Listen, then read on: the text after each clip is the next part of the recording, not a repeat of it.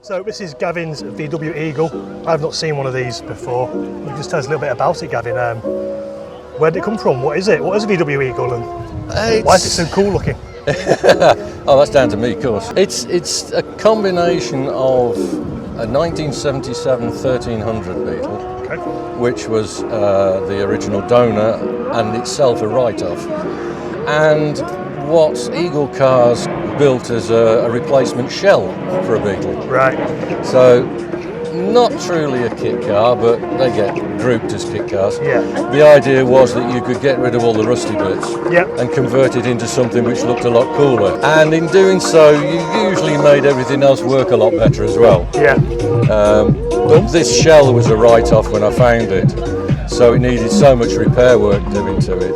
It's been completely reworked. Right. Is it steel? Is it fiberglass? No, it's fiberglass. Fiberglass, It's wow. fiberglass. It's an 83, is it, the shell? It's about 83. Wow. Still. Looks way ahead of its time, doesn't it? I mean, Yeah, it does now. The original looked a lot older. right. So what have you changed on it then? It has had. Well, I can really only show you that.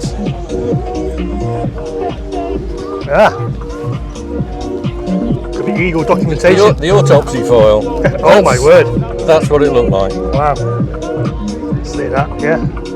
It's incredible. It had no bottom to it. All the air dams, spoilers, everything around the bottom was ripped off because it was just dumped in a field, and the back was literally sawn off to take the engine. Right. Everything was taken off it that could be used. So, Wow.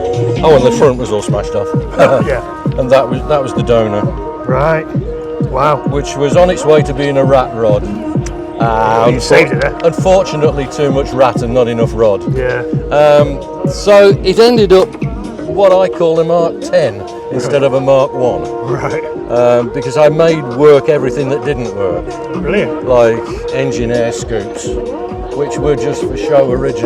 Oh wow. They actually feed cold air into the engine. I've got a Mark II Golf, which for some reason the previous owner has put a air scoop off a Renault 5 or something like that. Right, It looks, yeah. I mean, I wouldn't mind if it was functional or in the right place. There's so many to be stick-ons. functional, but yeah, it's that not. don't So I'm actually gonna, do anything. I want to do something similar, maybe even Yeah. make it functional.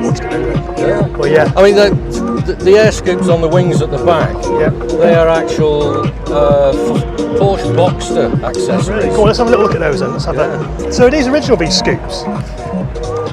Yeah, the scoops were originally just dummies there for appearances. They look like the ones off a Countach. That's what I was aiming for. Yeah, yeah. Yeah, originally they did nothing but gather water and things kids stuffed in there. Right.